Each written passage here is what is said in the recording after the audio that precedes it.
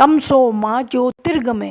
ज्योतिर्गमय सामान्य ज्ञान प्रश्नोत्तरी में आइए हम सब ज्ञान की ज्योत जलाएं। नमस्कार। ज्योतिर्गमय जी के प्रश्नोत्तरी में सभी छोटे बड़ों का स्वागत है। कार्तिक मास की महिमा महान, पूजा करें करें गुणगान। वैसे तो सभी माह की अपनी महिमा है, अनेक पर्व मनाए जाते हैं, किंतु कार्तिक मास उसके तो क्या कहने। इसकी महिमा अपरंपार है। सूर्य, चंद्रमा, तुलसी, पर्वत, बर्तन, देवी देवता, पारिवारिक संबंधों सभी की पूजा की जाती है। सबको मान दिया जाता है। दीप जगमगाते हैं, मन प्रसन्न होता है। साधना, आराधना, प्रकृति संरक्षण की प्रेरणा मिलती है। तो अब जानते हैं पवित्र माह के कुछ प्रमुख पर्व के बारे में। आज का पहला प्रश्न है, कार्तिक मास का प्रथम मुख्य पर्व कौन सा है?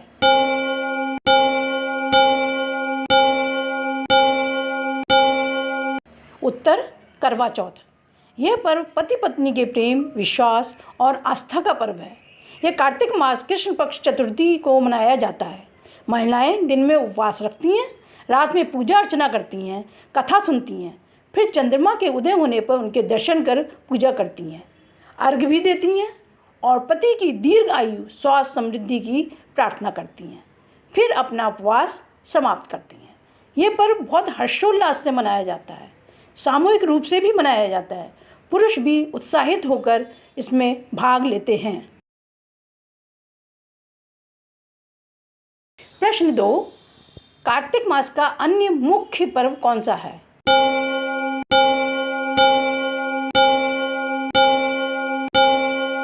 उत्तर, दीपावली। करवा चौथ के बाद 5 दिवसीय प्रकाश पर्व दीपावली आरंभ होता है। कृष्ण पक्ष त्रयोदशी या 13 को धनतेरस मनाया जाता है। इसी दिन भगवान धन्वंतरी हाथों में अमृत कलश लेकर समुद्र मंथन में प्रकट हुए थे। भगवान धन्वंतरी की पूजा से स्वास्थ्य धन मिलता है। दिन बर्तन खरीदने का चलन है। 14 को नरक चौदस मनाया जाता है। पुराणों के अनुसार राक्षस नरकासुर मानव देव सब पर अत्याचार करने लगा, इसलिए सबकी रक्षा के लिए भगवान श्री कृष्ण ने इसी दिन इसका वध किया था। इसी याद में यह पर्व मनाया जाता है। फिर अमावस्या को दीपावली धूमधाम से मनाई जाती है। इसी दिन भगवान रामचंद्र जी 14 वर्ष का वनवास पूरा कर अयोध्या में पत्नी सीता माता और भाई लक्ष्मण जी के साथ वापस आए थे। इसी खुशी में हम सब दीपावली के दिन उल्लास से अपने घरों को सजाते हैं और दिए जलाते हैं। यह पर्व अंधकार पर प्रकाश और बुराई पर अच्छाई की जीत का प्रतीक है। आज ही के दिन माँ लक्ष्मी समुद्र मंथन में प्रकट हुई थी, इसलिए दिवाली के दिन लक्ष्मी जी की पूजा की जाती है। गणेश जी लक्ष्मी जी के दत्तक पुत्र हैं, वे विघ्नहर्ता है और बुद्धि के प्रतीक है। दीपावली पर लक्ष्मी जी और गणेश जी दोनों की पूजा की जाती है। अगले दिन गोवर्धन पूजा होती है। इस दिन भगवान श्री कृष्ण ने ब्रजवासियों को प्रलंकारी वर्षा से बचाने के लिए गोवर्धन पर्वत को अपनी छोटी उंगली पर उठा लिया था। फिर उसके नीचे 7 दिन तक सब लोग वहाँ रहे, तभी से यह परंपरा मनाई जा रही है। द्वितीया को भाई दूज कहते हैं, इसे जमद्वितीया भी कहते हैं। भाई दूज भाई बहन के परस्पर प्रेम, स्नेह और सम्मान का पर्व है। सभी बहनें अपने भाइयों के टीका कर उनकी लंबी आयु, स्वास्थ्य, समृद्धि की प्रार्थना करती हैं। इस प्रकार धनतेरस से आरंभ होकर भाई दूज पर्व के साथ 5 दिवसीय दीपोत्सव पूर्ण होता है। प्रश्न 3, दीपावली के बाद कौन सा पर्व होता है?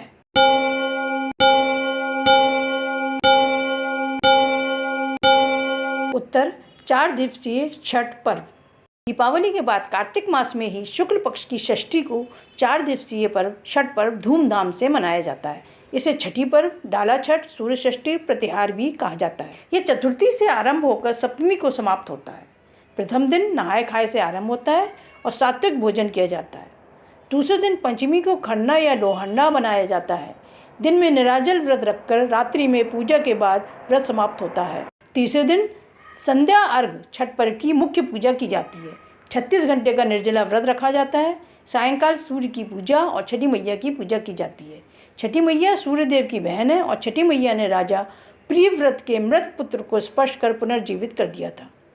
इस पर्व में मूर्ति पूजा नहीं होती है, साक्षात भगवान सूर्य की पूजा होती है और डूबते सूर्य को अर्घ दिया जाता है। चौथे दिन सप्तमी को उषा अर्घ होता है। व्रती पूरब की ओर मुँह करके पानी में खड़े होते हैं और सूर्य उपासना करते हैं।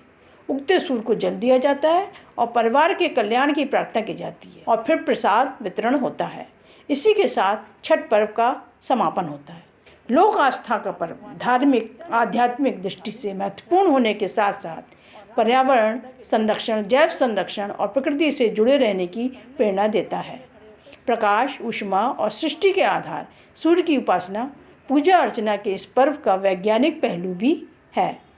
शरीर को स्वस्थ, रोग मुक्त रखने के लिए सूर्य के प्रकाश की आवश्यकता होती है। सूर्य की किरणें विटामिन डी का प्रमुख स्रोत हैं।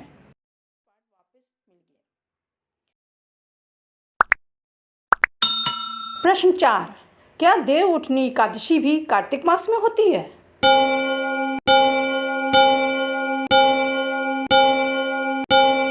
उत्तर हाँ। महापर्व छठ के बाद कार्तिक मास में ही एकादशी को देवोत्थानी एकादशी मनाई जाती है। धार्मिक मान्यता है कि आषाढ़ मास शुक्ल पक्ष एकादशी को भगवान विष्णु शयन को जाते हैं और 4 माह बाद इसी दिन अर्थात शुक्ल पक्ष एकादशी को योग निद्रा से जागते हैं। इस खुशी में विष्णु जी और लक्ष्मी जी की पूजा की जाती है। देव निद्रा से उठने के कारण इसे देवोत्थानी एकादशी भी कहते हैं। इसको देव प्रबोधिनी एकादशी, देवोत्थान एकादशी, देवोत्थानी एकादशी भी कहते हैं। देव शयन के समय 4 माह तक कोई मांगलिक कार्य नहीं किए जाते हैं, किंतु भगवान के उठते ही सभी मांगलिक कार्य जैसे विवाह, उपनयन, गृह प्रवेश आदि आरंभ हो जाते हैं। इस दिन तुलसी विवाह मनाया जाता है। तुलसी माँ और शालिग्राम जी का विवाह करते हैं, दीपक जलाया जाता है। यह दिन विवाह के लिए बहुत शुभ माना जाता है और विवाह योग्य युवक युवतियों के सफल विवाह की कामना करते हैं। तुलसी का पौधा प्रकृति, पर्यावरण और स्वास्थ्य का द्योतक है।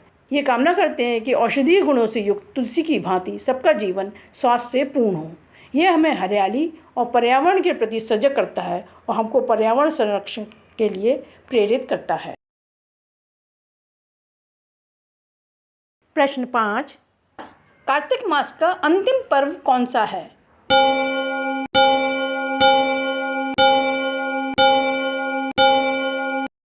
उत्तर देव दीपावली।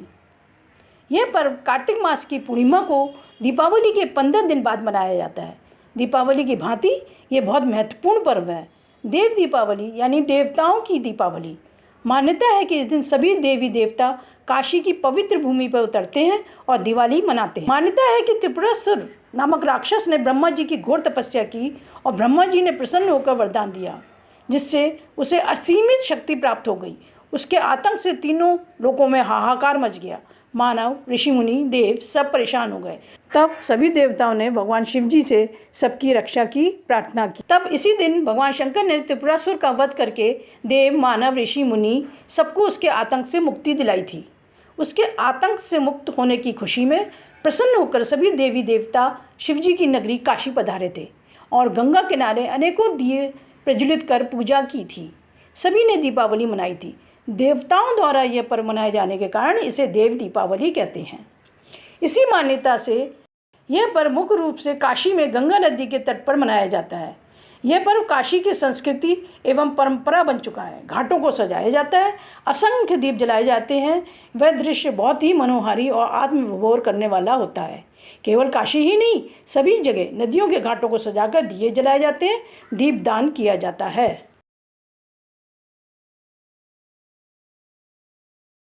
इस प्रकार हम पवित्र कार्तिक माह को पूरे हर्षोल्लास से मनाते हैं।